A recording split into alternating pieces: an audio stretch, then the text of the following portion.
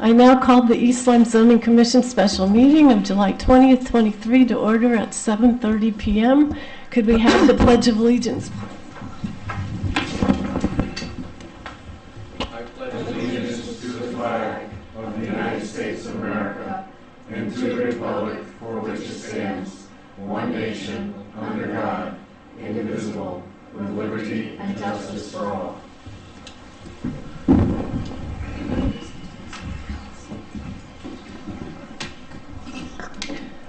Roll call, Mr. Granitek, Ms. Jet Harris. Present. Mr. Peck. Here. Mr. Schmidt. Here. Mr. Manning could not make it tonight. Mr. Ginsburg. Ms. Markovitz. Mr. Peterson. We have Mr. Mulholland, Ms. Spang, and Ms. Hardy, our ex officio. Going in alphabetical order, I believe Ms. Markovitz, if you wouldn't mind being seated tonight.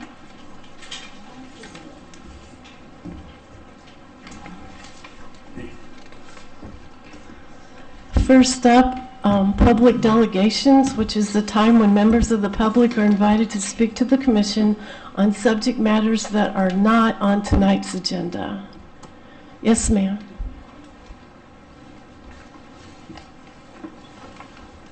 And if you could state your name and address for the record. Jan Grosskopf, Gross as in Sam, K as in Kite, O as in Oliver, P as in Peter, F as in Frank, 31 Lincoln Street. All right, I want to talk in general about housing and farmland.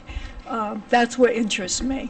Okay, so I'm not referring to anything specifically. I'm just talking about this. And I think you can break up housing into different types of groups. You know, obviously you got individual housing, you have multifamily housing of different types. So I'm sort of going to throw a general net over that. Okay, so what it concerns me whenever I think of farmland, and I'm very interested in farmland across the country, is elevations, because water is unpredictable. So you have elevations of land, and in Connecticut you specifically have rolling land. So you have swamplands, you have wetlands, you have highlands, and when you get to the higher elevations, if you're in farming land, you have much more trouble getting enough water. For instance, if you have a pond or something that you're going to draw your fire water from, with all the droughts, the heat that we're having, you may find out that pond is empty if it's at too high a level.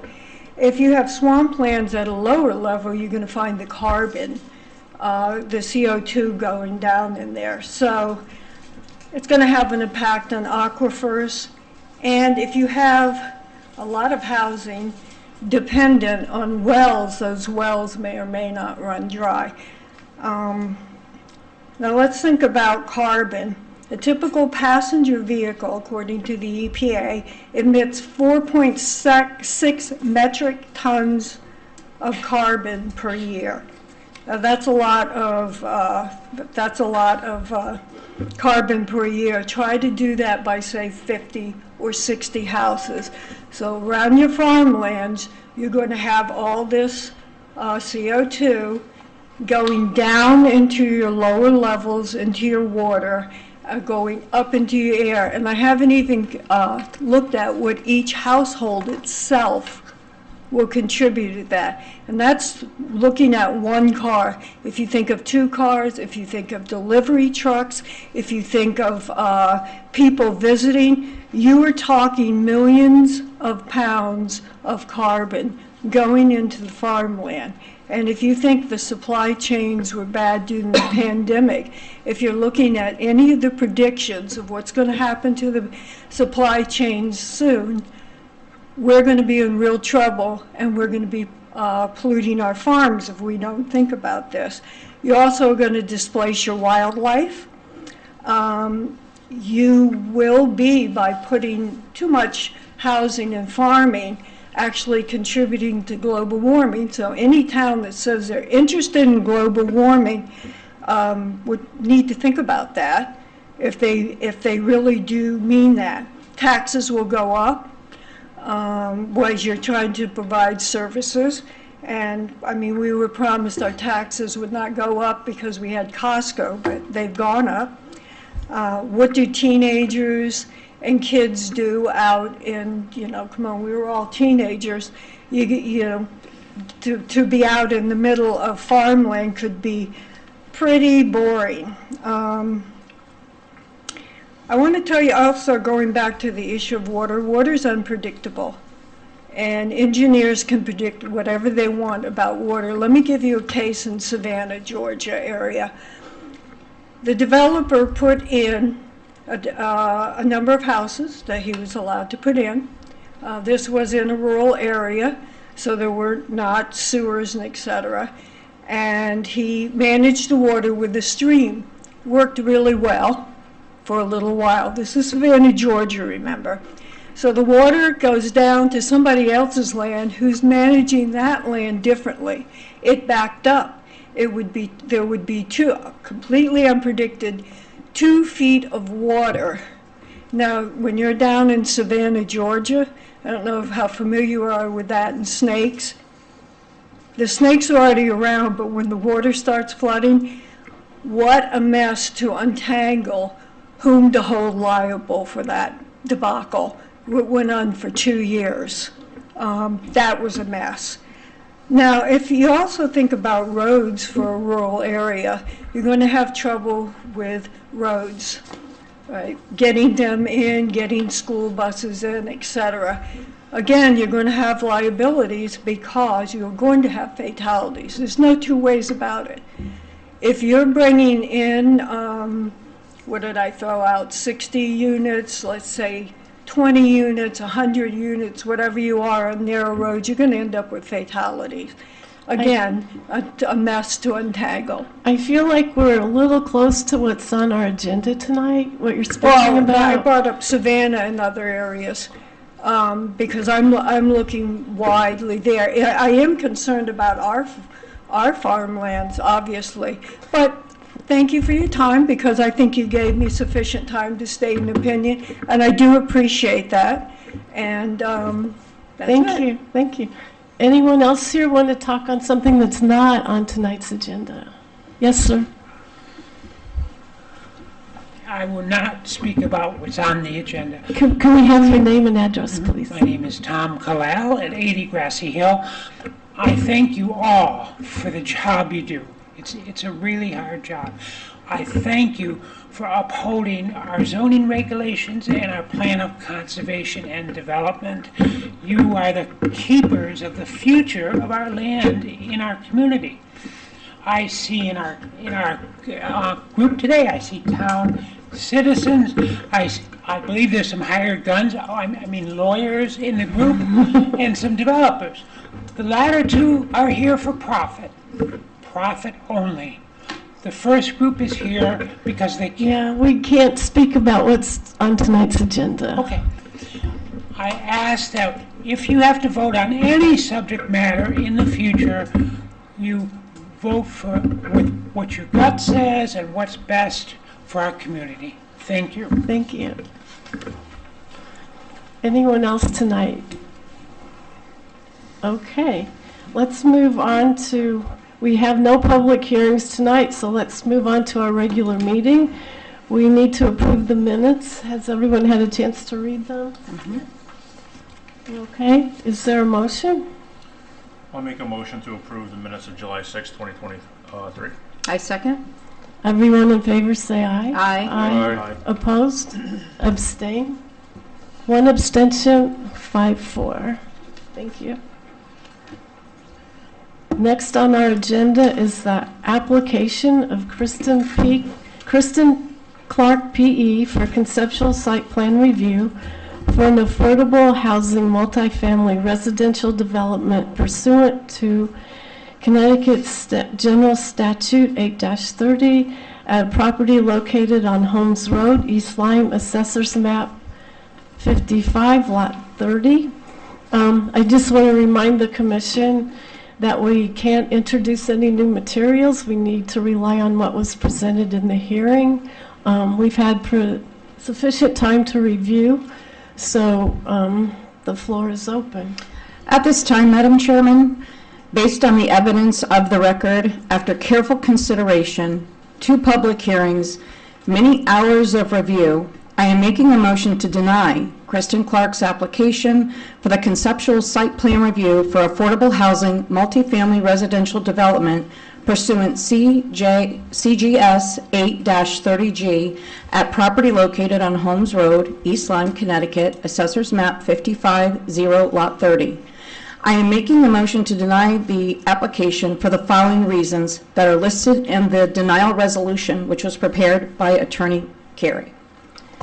It's a lot of pages here, just so you know. East Lyme zoning application, motion to deny preliminary conceptual site plan.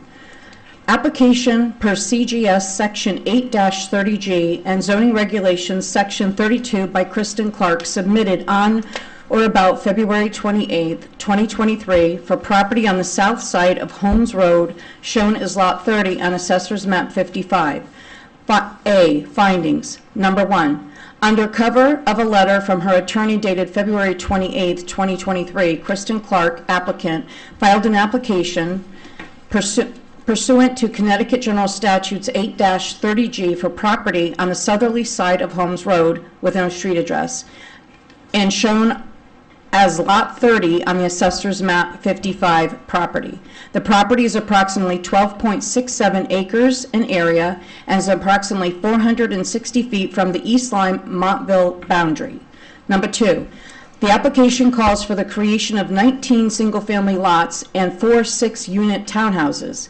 Each residential unit will have 2 bedrooms. At least 30% of the homes will be designated as affordable housing, in quotation marks, the project. Number 3, the attorney's cover letter states that the application was for a conceptual site plan. Subsequent correspondence from Clark's attorney stated that the application was for a preliminary site plan. The Commission finds that the application, no matter how denominated, seeks approval of a preliminary conceptual site plan pursuant 32.9.1 of the regulations PSP and CSP and PSP/CSP. Number 4, throughout the Zoning Commission's proceedings on the application, which have included a public hearing that took parts of 2 meetings, the applicant's representatives have represented that the application does not seek to create an affordable housing district on the property or to make any other zone boundary or regulation change or to obtain final or construction approval of a site plan. Number 5, instead, the applicant's representatives have represented that she merely wishes to ascertain the Commission's general views of her proposal for the property so that she can better determine whether to proceed with a complete, detailed application. Number 6, thus, the applicant's representatives have acknowledged in writing and orally that the application lacks much information required both 8-30G and by the East Lyme zoning regulations, including 32 of the regulations in support of any affordable housing application. Number 7, in addition to the application and supporting documents submitted by or for the applicant, the Commission has received the following reports, memoranda. The first one is a memorandum from the East Lyme Town Planner dated May 16, 2023, concerning, among other things, the consistency of the project with the East Lyme Plan of Conservation and Development and the lack of essential information on traffic and stormwater management. Number 2, a memorandum from the East Lyme Director of Public Works, Acting Town Engineer, dated April 24, 2023. This memorandum addresses concerns about the application's lack of full and complete information about traffic, sightline design and distances, stormwater management, and the lack of information necessary to perform a traditional in-depth site plan review. Thirdly, a letter from the Director, Department of Land Use and Development, Town of Montville, Connecticut, dated May 10, 2023, that addresses concerns about the impact of the project on substandard roads in Montville that would carry traffic from the site and the use of an impact on Montville fire ambulance services by the residents of the project. Number 8, The Commission is required to make findings under the state's Affordable Housing Statute, Connecticut General Statutes 8-30G, as well as 32 of the zoning regulations. Number 9, the Commission finds that the application does not comply with the requirement of 32.9.1 of the East Lyme zoning regulations that an application contain information sufficient to allow the Commission to evaluate a development plan under the standard of 8-30G, and that it fails to include the information expressly required by the following sections of 32.9.1. F. Sewage disposal and water supply, locations and systems, ownership, operation, and maintenance. G. Preliminary storm water management plan. I. Traffic impact statement or report. J. Preliminary design plans for all proposed buildings and structures. L. An affordability plan containing all of the documents and information required by the General Statutes 8-30G. N. Soil types from the New London County Soil Survey. Number 10, the Commission finds that the application does not contain information describing any impact on public health and safety as required by number 32.9.1.0 of the regulations. Number 11, the Commission finds that while the application does include 2 documents that discuss traffic issues, neither provides adequate information upon which the Commission can find that the significant public interest in traffic safety, including the adequacy of the affected roads to carry current or projected traffic loads, can be determined. One traffic document is undated and unsigned and expressly stated to be preliminary, in quotation marks, and the other is a memorandum dated April 30th, 2023 by the applicant herself to the East Lyme zoning official and the Montville planning director. However, there is nothing in the record stating that the applicant, although a professional engineer, is a certified traffic engineer, period. Moreover, nextly, the reports do not opine on the capacity of the existing road system to handle current or anticipated traffic loads, and therefore do not address the concerns expressed by the Montville Planning Director in her letter dated May 10, 2023, about the capacity of the roads in Montville, one of which is substandard to handle the traffic the project will generate. The 2 reports appear to contradict one another as to anticipated trip generation, and neither report appears to be based on actual traffic counts or observation of the roads. Neither report appears to opine as to the adequacy of site distances at the proposed access points to the project, or if they do not include sufficient information to determine the basis on which they were calculated. See memorandum dated April 24th, 2023 by acting East Lyme Town Engineer to the zoning official. Number 12, the Commission finds the application does not contain sufficient information to determine the project may be provided with adequate and code-compliant fire and other emergency services. See examples May 10th, 2023, letter from the Montville Planning Director.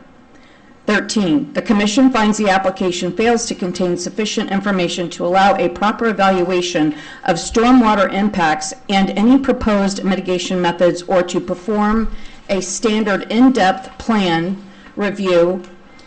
See Acting Town Engineers April 24, 2023 memorandum. Number 14, the Commission finds the application is inconsistent with elements of the town's plan of conservation and development identified and discussed by the East Lyme Town Planner in his memorandum dated May 16, 2023. Number 15, the Commission finds the application does not contain sufficient information to determine that the project may be provided with adequate and code-compliant potable water and sanitary sewage treatment and/or disposal.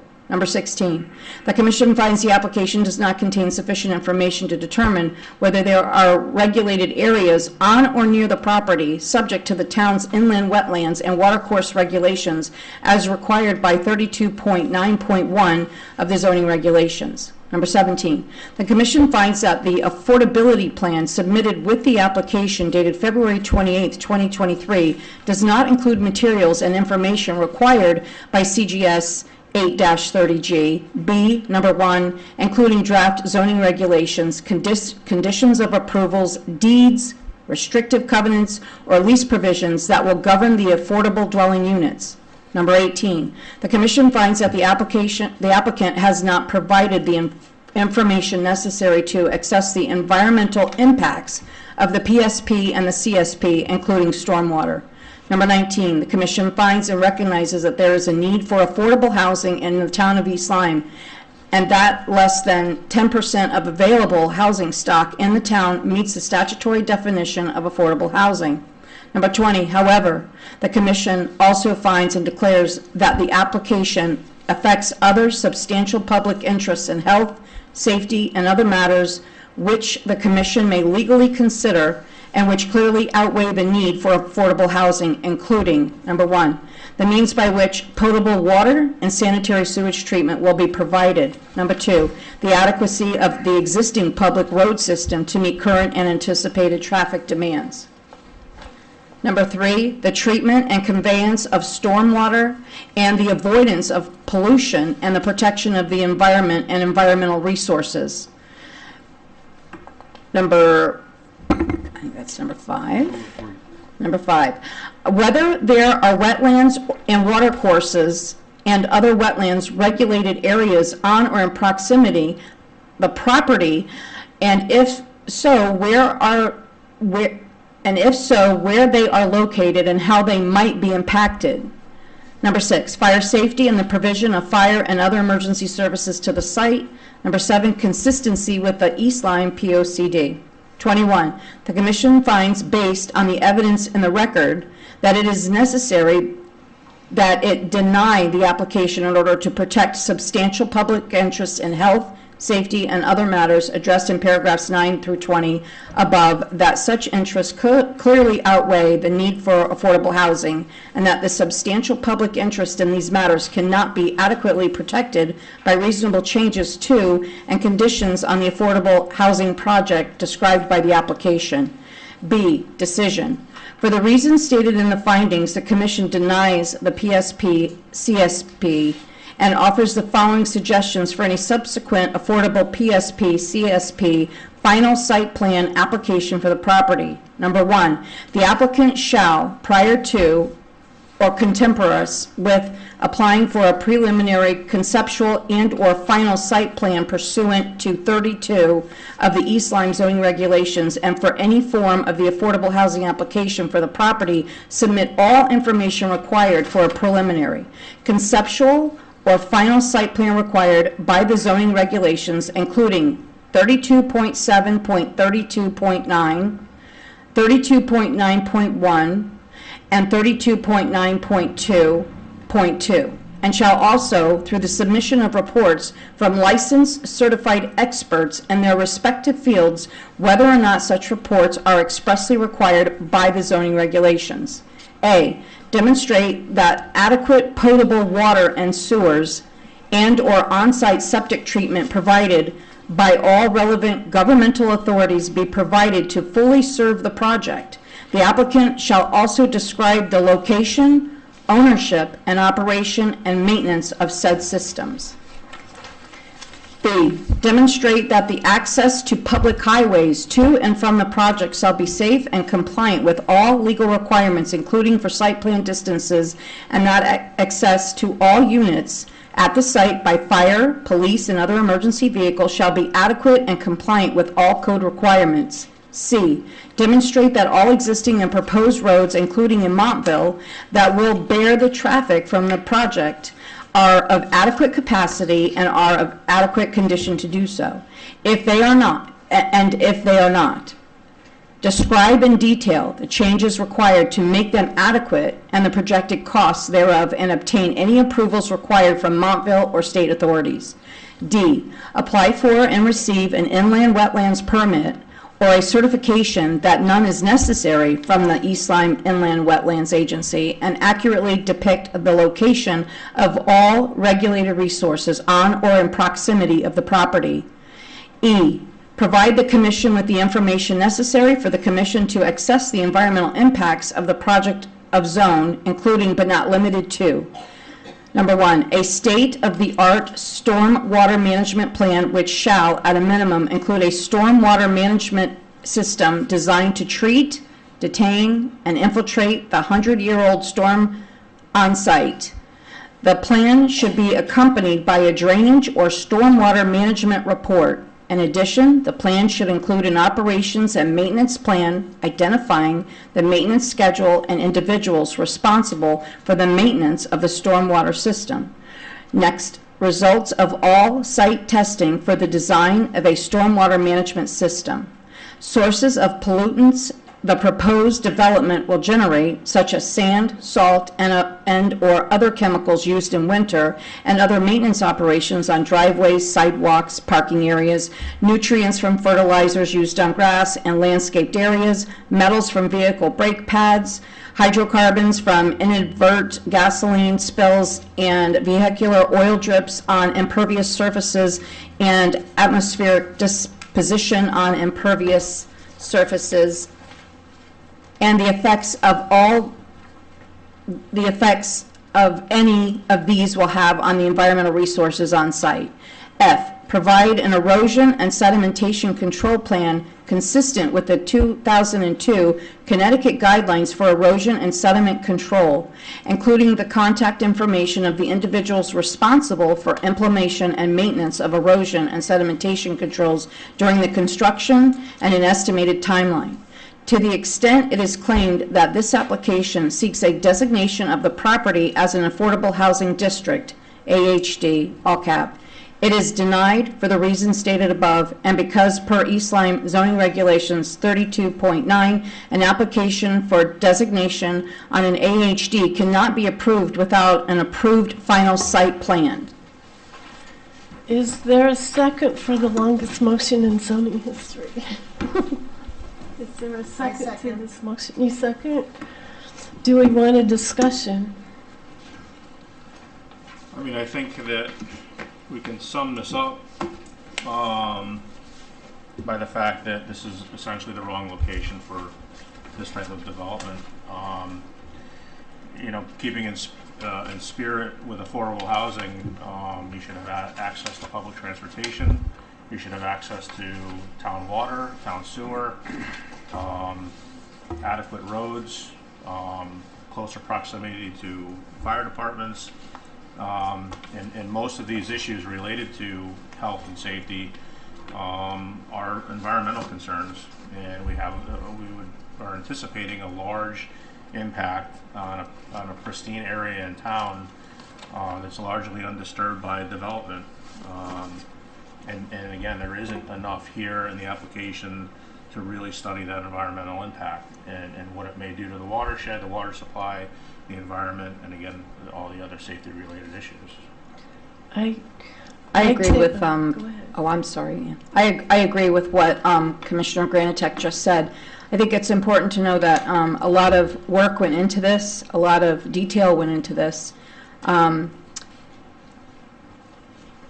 It's spelled out there. It's a very thorough report on, and I think that it is very responsible to deny this application for all these reasons and these many pages here. And I think that they are all valid, and I think that there are so many concerns, and that's why I feel like it should be denied. I think it was a very good report, and a lot of time and effort went into this, and I think all the T's were crossed and all the I's were dotted.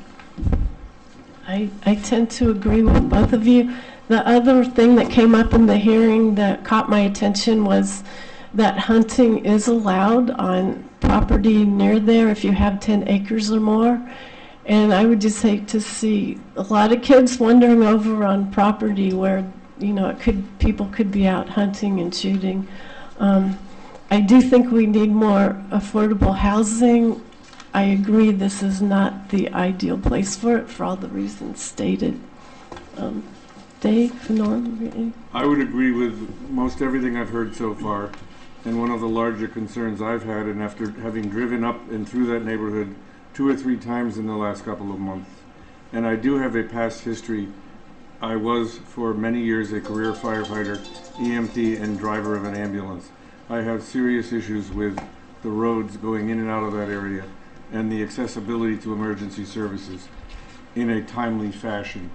And if there is ever bad weather and snow, some people are going to be stuck up there without the ability of an ambulance or a fire apparatus to get in there. So for all of the other reasons I agree with. There's a lot of information lacking in this, but that's a major issue that I have with it. Does anyone else want to voice an opinion?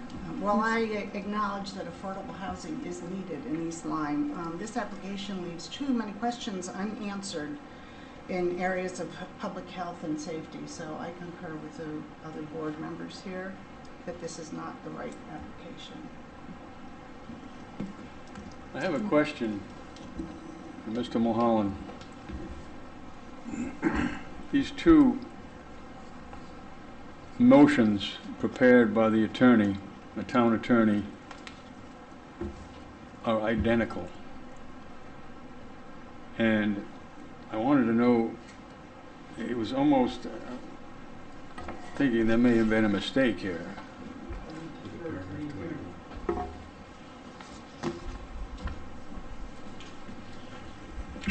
Mr. Peck, I acknowledge they are nearly identical. They were I used as a form a previous set of motions that this commission acted on another affordable housing matter. The affordable housing statute allows the commission to deny the application or to approve it with term modifications and conditions. It seemed to me in this case the modifications, and let me go back, let's put it this way. I'm not sure we had to identify the items of information that the commission would be looking for on a follow-up application in the motion to deny. I think it was, I don't want to say courtesy, but I think it was something useful to do under the circumstances, and so that's why the two motions look nearly identical. And they probably are identical, but for the finding, the decision terms.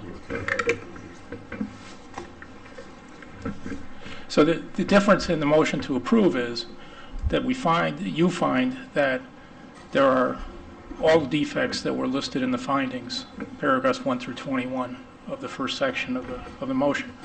But we say in the motion to approve that despite these defects, we can recommend that the application be approved subject to the terms and conditions attached to the end.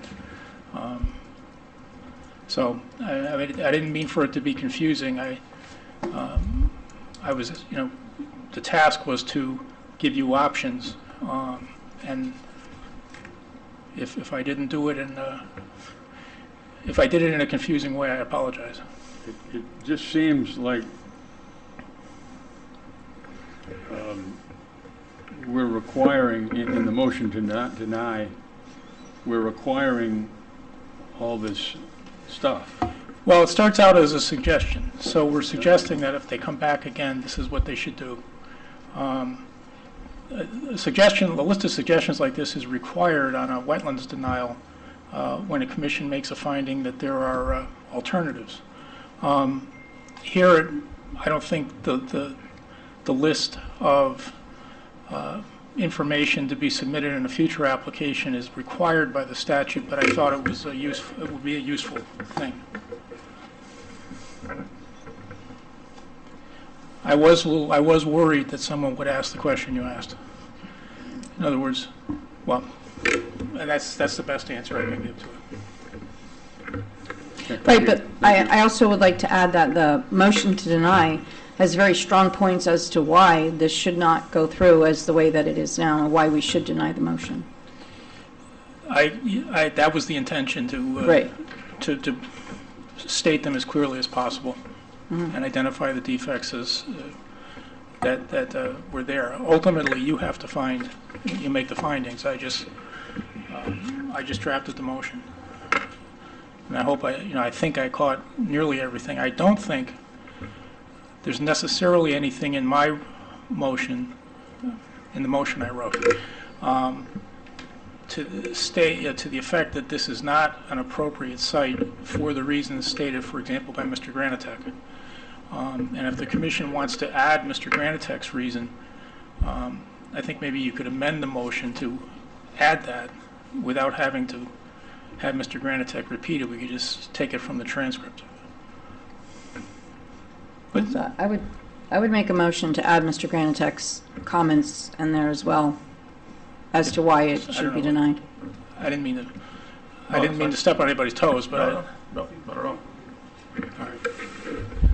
I just have one last one. Do you also contend that the applications, the information in the application still falls short of a preliminary site plan? yes. Yeah, I think that's the basic idea, that there just isn't enough information in there on those key points. And there is information, for example, on traffic, stormwater. In other words, there's information that came via the reports from the town engineer, the Montville planning director, and the planner, the town planner, on some of the very important issues: traffic, sewer, water, fire protection.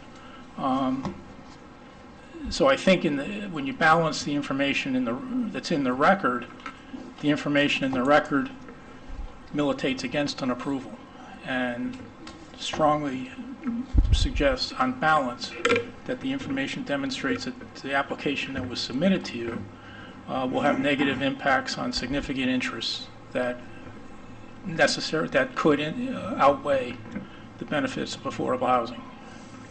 So Attorney Carey, so I understand is that you did, to approve this, the reason why you wrote 2 for approval and denial is to approve it the way that it is with all the defects in it. Correct. And then there was a motion that was set forth to deny and explained all the defects as it did. You know, we have the opportunity to vote to approve it with the defects, Right, or we can deny it because of the defects. correct. And I think that's why you wrote, am I understanding that correctly, Well, why you wrote provided both? I wrote 2 motions because I was asked to. Right. But I think it's best, anytime a commission is dealing with a zoning application, to have 2 motions in front of it to consider. Right, but the defects are still the defects. The defects are the defects. Right, whether, and yes, okay. Yeah.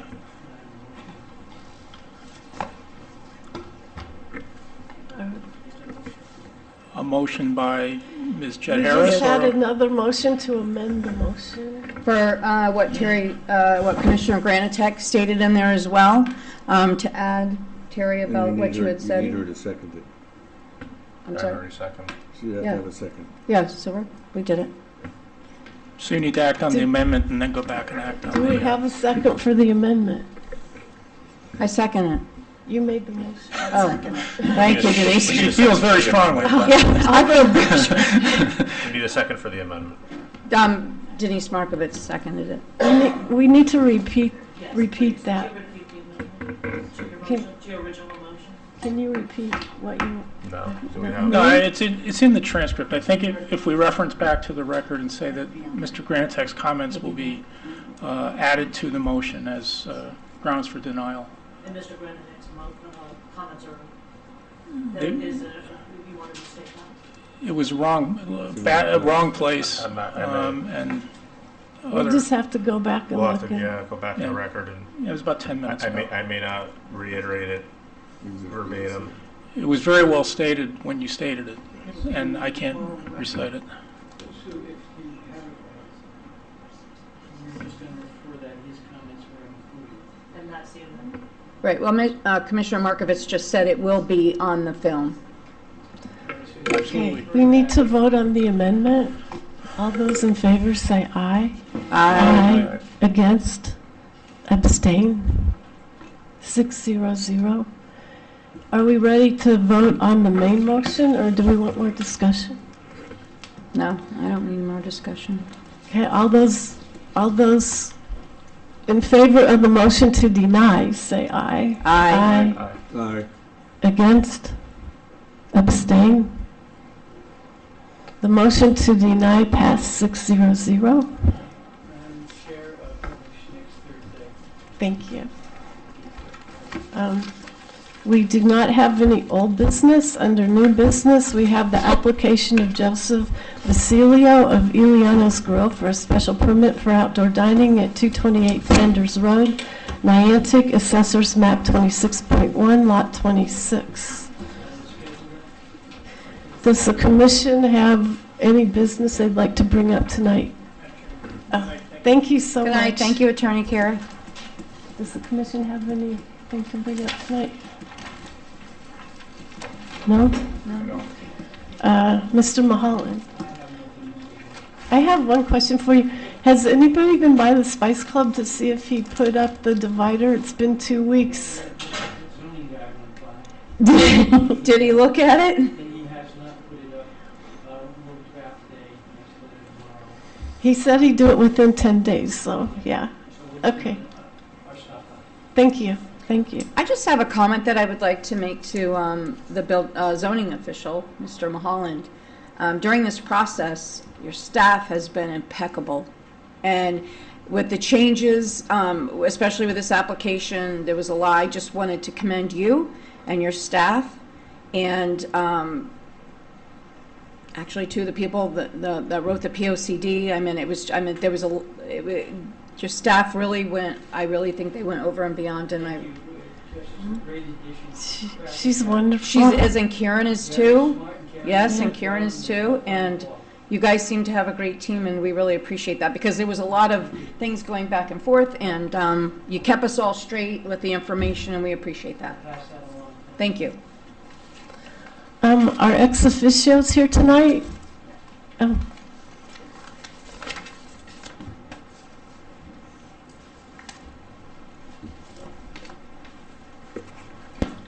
Good evening.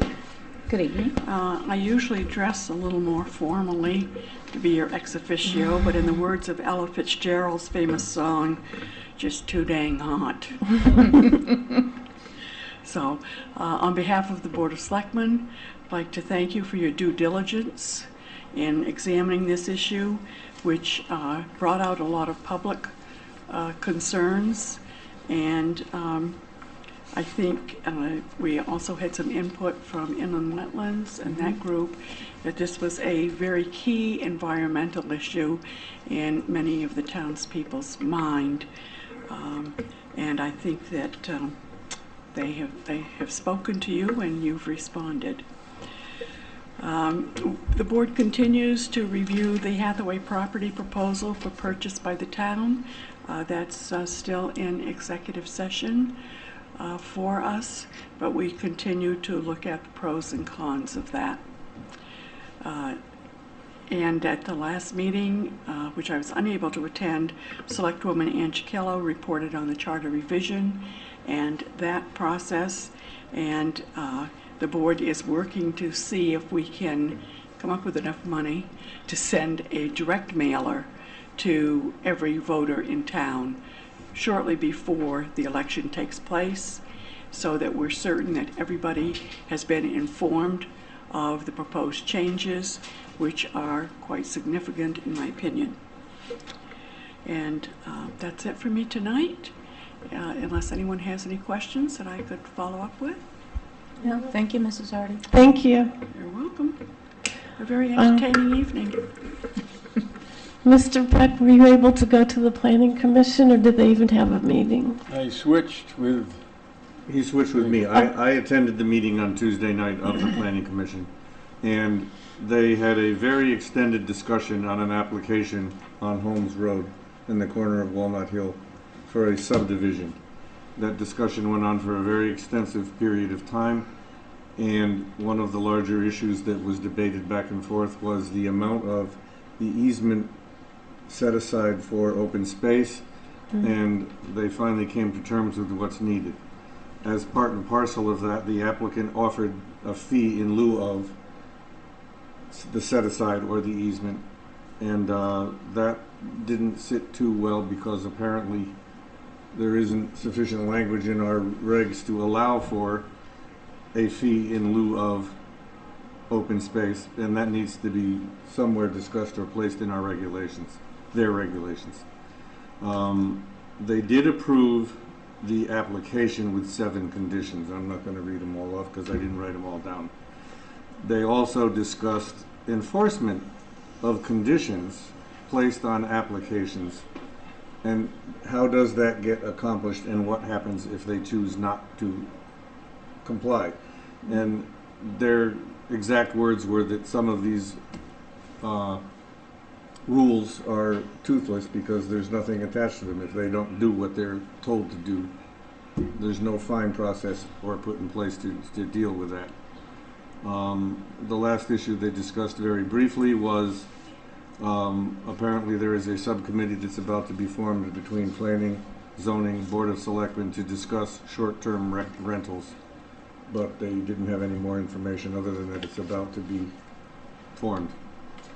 And that's about it. Okay, thank you. The next one is August 8th, I believe, and Mr. Peterson's on the schedule to go to that one. Is that okay? Thank you. I don't believe we have any correspondence in our folder tonight. I just want to thank everybody for coming and participating. I think we're good to go, so meeting adjourned. Oh, maybe I need a motion. I make a motion. Move we adjourn. Second. All those in favor say aye. Aye. Meeting adjourned.